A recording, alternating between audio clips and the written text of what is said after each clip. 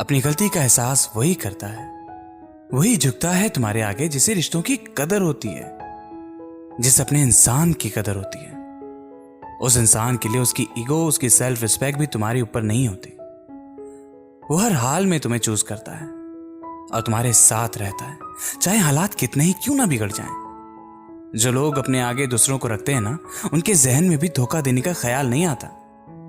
उनकी वफाओं के तो किस्से लिखे जाते हैं, क्योंकि उन्होंने आपसे सच्चा प्यार किया है, इसलिए कदर है उन्हें आपकी।